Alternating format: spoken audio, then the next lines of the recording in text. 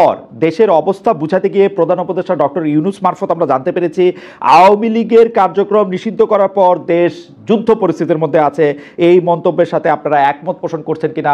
অনেকেই বলছেন আওয়ামী লীগের সাথে বিএনপির একটা গোপন আঁতাত তৈরি হয়েছে, আওয়ামী লীগকে এখন দেখে শুনে রাখছে বিএনপি, আওয়ামী লীগের সবচেয়ে বড় বন্ধু এখন বিএনপি। আপনি যদি একটু বলেন। আমাদের বিশ্বাস যে আওয়ামী লীগ এত সহজে এদেশে পুনরুদ্ধার হতে পারে না। আচ্ছা, এখানে একটা প্রশ্ন, সেটা হচ্ছে যে আপনাদের সঙ্গে বৈঠকের পর দেশের, আমি আবার বলি, দেশের অবস্থা বুঝাতে গিয়ে ডক্টর মোহাম্মদ ইউনূস বলেছেন আওয়ামী লীগ নিষিদ্ধ করার পরে নাকি দেশে একটা যুদ্ধ পরিস্থিতি তৈরি হয়েছে এবং সেই যুদ্ধ পরিস্থিতির মধ্যে থেকে তৃণমূল পর্যায়ে যারা এই যুদ্ধ পরিস্থিতি, উনার কথা যদি সত্য হয়, উনি তো ভেবেচিন্তেই কথা বলেছেন নিশ্চয়ই, উনার কথা যদি সত্য হয়, আপনি যদি বলেন যে আওয়ামী লীগের সেই শক্তি আসলে নাই, কারণ যেভাবে চুরি বাটপারি গুন্ডামি বদমাইশি তারা করছে, তারা তার ফিরতে পারবে না, তখন আওয়ামী লীগের ওই যুদ্ধ পরিস্থিতিকে আপনারা করতেছেন কিনা, মানে বিএনপি হেল্প করতেছে কিনা যে এরকম একটা যুদ্ধ পরিস্থিতি করার জন্য? কেন বিএনপি করবে? বিএনপি আওয়ামী লীগের দ্বারা নির্যাতিত নিপীড়িত, আমরা তাদের বিচার চাই। সেখানে কেন আমরা যুদ্ধ পরিণতি করব বলছেন, কিন্তু আমরা সারা দেশ থেকে খবর পাচ্ছি যে বিভিন্ন জায়গায় চাঁদাবাজি, দখলবাজি, টেন্ডারবাজি সেগুলি বিএনপি নেতাকর্মীরা করছেন, প্রায় দখলে নিয়ে নিয়েছেন, প্রায় একই কথা বলছেন যে 16 বছর ধরে আমরা যেহেতু এইটার মধ্যে নাই, এখন আমরা এটাই করব বা এটাই করতে হবে।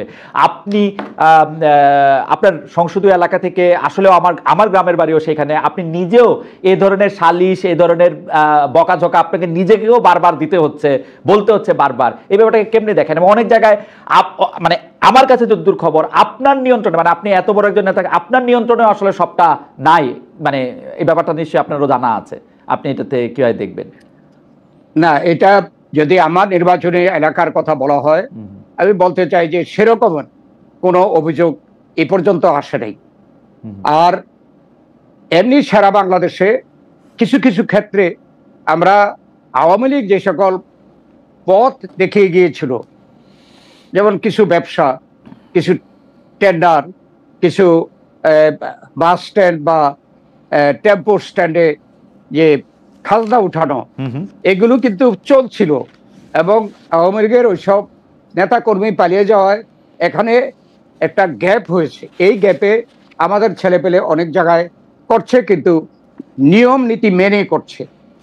তো সেখানে আমাদের যারা নিয়ম নীতি মেনে চলছে না তাদেরকে বিরুদ্ধে কিন্তু আমাদের দল বিভিন্ন সময় বিভিন্ন ধরনের অ্যাকশন নিয়েছে, পদক্ষেপ নিয়েছে। এই পর্যন্ত আমরা জানি 1000-এর উপরে নেতা কর্মী এইসব দোষে দোষী হওয়ায় তাদেরকে দল থেকে সাসপেন্ড করা হয়েছে, তাদের পদ স্থগিত করা হয়েছে। আমরা দলীয়ভাবে, সাংগঠনিকভাবে এ ব্যাপারে সচেতন এবং আমরা সেভাবে অ্যাকশন অব্যাহত রাখছি।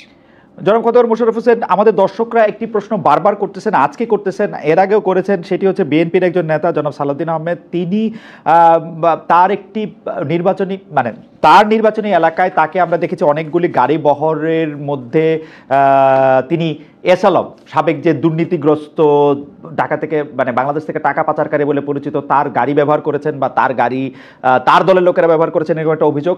এখনকার অভিযোগ হচ্ছে জনাব সালাউদ্দিন আহমেদের ছেলে, তিনি এস আলম সাহেবের অফিসে বসছেন বা এস আলমের সাথে একটি সম্পর্ক রাখছেন। এই ব্যাপারটা আপনারা আসলে কিভাবে দেখছেন? এই ব্যাপারটা আসলে সালাউদ্দিন সাহেব যখন ভারত থেকে ফিরলেন, ফিরে ঢাকা থেকে কক্সবাজার গেলেন, তখন একটা কথা দেখেছি যে এস আলমের একটা জিপে তিনি উঠেছেন। পরবর্তীকালে তিনি ব্যাখ্যা দিয়েছেন যে তিনি জানতেন না এটা এস আলমের জিপ, এতটুকুই শেষ। কিন্তু এর পরের যে অভিযোগ করলেন এটা আমার জানা নেই, আমরা এই ব্যাপারে জানিও না। ওকে, এটি অভিযোগ এসে আসছে। এবার একটু জামায়াতে ইসলামের প্রসঙ্গে আসি। অগাস্টের পট পরিবর্তনের পরে বিএনপির সঙ্গে জামায়াতের দূরত্ব বেড়েছে অনেকটা। আপনাদের নেতারা জামায়াতকে মুনাফেক যেমন বলেছেন, তেমনি জামায়াত নেতারা বিএনপির বিরুদ্ধে বারবার চাঁদাবাজি, তেলবাজি, জবরদখল, নানা অভিযোগ সামনে এসেছেন। জামায়াত প্রসঙ্গে আপনারা বারবার বিভিন্ন বিষয়গুলি একদম স্পষ্ট করেছেন। এদিকে আবার জামায়াতের শীর্ষ নেতারা গিয়ে লন্ডনে বেগম খালেদা জিয়া এবং তারেক সাহেবের সাথে দেখা করে এসেছেন। এটি একটি অদ্ভুত পরিস্থিতি। আপনি একটু বলবেন কিনা যে বিএনপির প্রধান শত্রু যে এখন জামাত মনে হচ্ছে পলিটিক্যালি, এইটা কি আসলে একটা স্টেজড গেম? মানে পরে দিয়ে গিয়ে, মানে আওয়ামী লীগ যেমন একটি হাসি খুশি বিরোধী দল জাতীয় পার্টিকে সৃষ্টি করেছিল, বিএনপিও কি জামায়াতের সাথে ওরকম একটা টাইয়ের সঙ্গে আছে না? জামাতের সঙ্গে সত্যি বিএনপির কিছু দূরত্বও আছে আসলে। আসলে 5ই আগস্টের পরে এই দেশে যে রাজনৈতিক দলগুলো আছে এবং নতুন রাজনৈতিক দল হয়েছে, তারা আমাদের বিশ্বাস যার যার অবস্থান থেকে তারা কিন্তু কাজ করছে আগামী নির্বাচনে, তারা নির্বাচনে যাওয়ার জন্য। এখানে এখন পর্যন্ত আমাদের মধ্যে কোনো ঐক্য সৃষ্টি করা বা একে অপরে কোয়ালিশন করা বা কে বিরোধী দল হবে, এইসব ব্যাপারে এখনো চিন্তা ভাবনা করার সময় আসেনি। আমরা সরকার থেকে চাচ্ছি তারা দিন তারিখ ঘোষণা করার পরে হয়তোবা এই সকল বিষয় নিয়ে আলাপ আলোচনা হতে পারে। আর এখন আমাদের বিশ্বাস হচ্ছে প্রত্যেক রাজনৈতিক দল তারা নিজের নিজের অবস্থান থেকে আগামী নির্বাচনের জন্য প্রস্তুতি নিচ্ছে এবং নির্বাচন ঘোষণা করার পরে এটা চূড়ান্ত হবে বলে আমার বিশ্বাস। ওকে, আমরা আজকে দেখেছি যে 71-এ মানবতা বিরোধী অপরাধের মামলায় মৃত্যুদণ্ডের রায় বাতিল করে জামাত ইসলামের নেতা এটিএম আজহারুল ইসলামকে বেকসুর খালাস দিয়েছে সুপ্রিম কোর্টের আপিল বিভাগ। এ নিয়ে জামাতে ইসলামী উচ্ছ্বাস প্রকাশ করছে। আইন উপদেষ্টা ডক্টর আসিফ নজরুল বিষয়টিকে ন্যায় বিচার হিসেবে দেখছেন। এই রায় বিএনপিকে কিভাবে দেখছে? বিএনপি কিভাবে দেখছে? আপনারা ক্ষমতায় আসলে মানবতা বিরোধী অপরাধের বিচার, এখন আবার 2টা ট্রাইব্যুনাল হয়েছে, সেটাকে আপনারা কিভাবে দেখবেন? জি, আজকে এ ব্যাপারে উচ্চ আদালতে রায় হয়েছে। আমরা এরপরে কিন্তু বিএনপি এই ব্যাপারে আলাপ আলোচনা করতে পারি নাই, তাই আমি ব্যক্তিগতভাবে কোনো মন্তব্য করতে চাই না। আর বিশেষ করে উচ্চ আদালতের একটি রায় সম্পর্কে, আমরা যেখানে উচ্চ আদালতকে, সকল আদালতকে স্বাধীনভাবে কাজ করার পক্ষে, সেখানে আমি এখনই কোনো মন্তব্য করতে চাই না।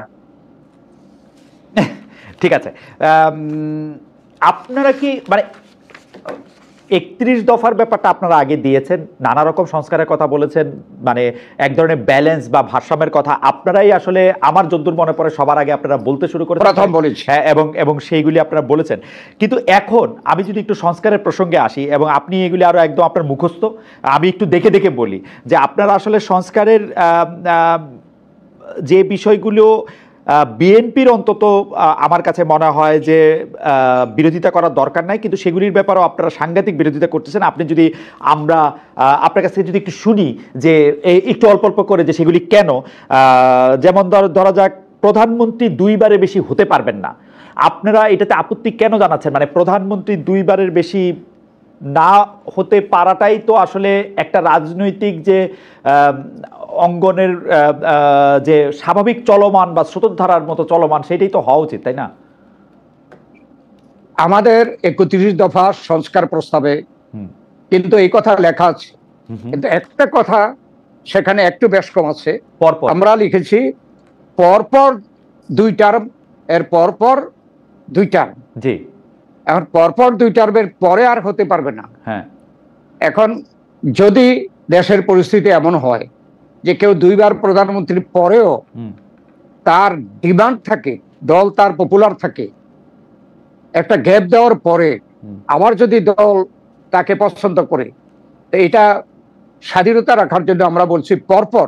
যেমন আমেরিকায় বর্তমানে যে প্রেসিডেন্ট, সেও কিন্তু এক সময় প্রেসিডেন্ট ছিল, কিন্তু পরের বছরে সে দাঁড়াতে পারে নাই। পরপর 2 বছর পরে আবার সে নতুন করে ইলেকশন করেছে, জনগণ তাকে নির্বাচিত করেছে।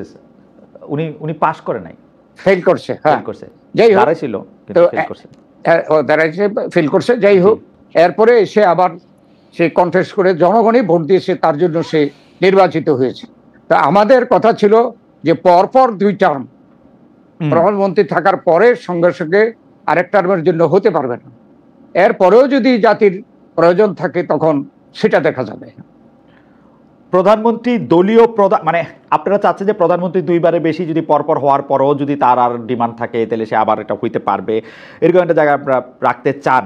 কিন্তু আমার কাছে মনে হয় যে যেই কারণে আমরা ফেসিস্ট বলি শেখ হাসিনার পক্ষে, যেমন আপনিও শুনেছেন, এবং আওয়ামী লীগের পক্ষ থেকে 2041 সাল পর্যন্ত প্রধানমন্ত্রী থাকবেন বা আওয়ামী লীগ থাকবে, এরকম একটা, তো ওইটা তো আসলে একটা স্বাস্থ্যকর, মানে হয় কি আসলে খুব বেশি হেলদি পলিটিক্যাল প্র্যাকটিস কি হয়? না, সেটা হয় না। শেখ হাসিনার 2041 সাল পর্যন্ত থাকার ঘোষণা, আর আমাদের এই ঘোষণার সাথে কিন্তু অনেক তফাৎ। পরপর দুইটার জনগণ যাকে নির্বাচিত করবে তার পপুলারিটি থাকলেও আর পরের টার্মে সে দাঁড়াইতে পারবে না। ওকে, এখানেই তো ব্যালেন্স করার জন্য আমরা এই প্রস্তাবটা রেখেছি। আচ্ছা, 2 নম্বরটা হচ্ছে প্রধানমন্ত্রী দলীয় প্রধান হতে পারবেন না, বা প্রধানমন্ত্রী সংসদ নেতা হতে পারবেন না। এই দুটি বিষয়ে একটা সংস্কার একটা প্রস্তাব ছিল, এই দুটি বিষয় আপনারা মানা করেছেন। এর পেছনের কারণও যদি 2-1 লাইনে বলতেন যে প্রধানমন্ত্রী দলীয় প্রধান থাকার দরকার কি? সংসদ নেতা থাকেন, কিন্তু মানে এটাও আমি মনে করি যে এইটা প্রধানমন্ত্রী সংসদ নেতা হতে পারবেন না, এটা খুব যৌক্তিক প্রস্তাব নাও মনে হইতে পারে, কিন্তু প্রধানমন্ত্রী দলীয় প্রধান থাকার দরকার কি? এটা আমরা প্রস্তাব করেছি। আচ্ছা, এটা নিয়ে জাতীয় ঐক্যমতের যে আলোচনা চলছে সেখানে এই বিষয়টিও আলোচনায় আছে। তবে আমরা বলতে চাচ্ছি, বর্তমানে যে দেশের অবস্থা, যিনি প্রধানমন্ত্রী হবেন তিনি যদি দলের প্রধান না থাকেন, দলীয় যে সাংগঠনিক ডিসিপ্লিন সেটা নষ্ট হয়ে যেতে পারে। আর আরেকটি কথা হলো যে প্রধানমন্ত্রী হিসাবে তার মূল দায়িত্ব হলো পার্লামেন্টে তাকে জবাবদিহি করতে হবে। তো পার্লামেন্টে যদি বিরোধী সরকার দলের প্রধান তিনি না হন, তাইলে কেন